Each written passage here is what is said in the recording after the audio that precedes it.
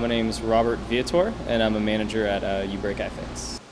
Our company provides repairs for a lot of personal electronics, so like glass repairs on phones, laptop repairs, water damage repairs, video game systems, pretty much any personal electronic that you can break. If we can get the parts for it, generally we can fix it. The most common repair would definitely be glass repairs on a lot of Apple products, iPads, iPhones, iPod Touches, as well as other smartphones like HTCs and Samsungs. And then being so close to campus, we get a lot of computer repairs for like hard drives that go bad or water damages and stuff like that. We're open 7 days a week, so phones come in all the time. Usually like over summertime we get more water damage phones just because people are actually doing water sports.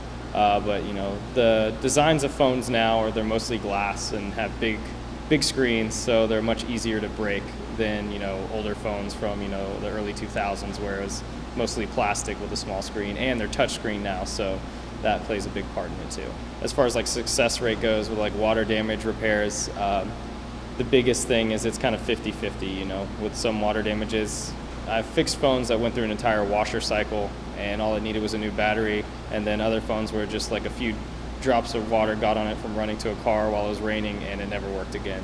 Every repair is just kind of different. Some are more tedious than others, but nothing's really that hard per se. We do get a lot of stuff in here, sometimes very obscure products that you have to do soldering, and there's some things like iPhone repairs are just monotonous. We get a lot of broken iPhones, so it's nothing new, but when you get some like random, like a motorcycle lamp or something, and you actually figure it out and get it working, it can be very rewarding. And just having the knowledge now of how to repair electronics is very rewarding in itself, because if ever anything breaks on my own, I know I can fix it.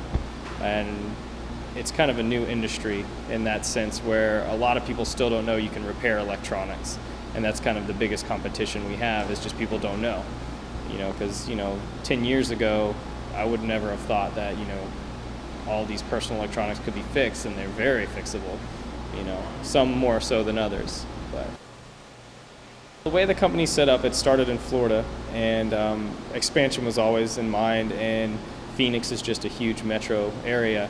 And so, the goal is to have a uBreakiFix in every major metropolitan area, multiple stores in every major area, and Phoenix is just one of the most highly populated, cities in the country, so it's kind of a no-brainer. And being close to campus was, ASU is, I believe, the largest school in the country as far as enrolled students, so that made a lot of sense to come here first.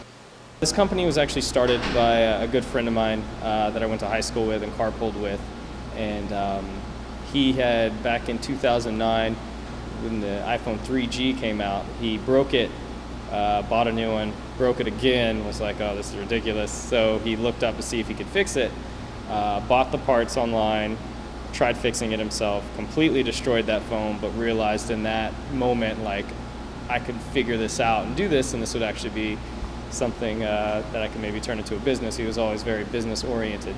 So he bought a bunch of broken glass phones, like iPhone 3Gs, on eBay, and then bought a bunch of parts and started fixing them, and then it kind of grew from there.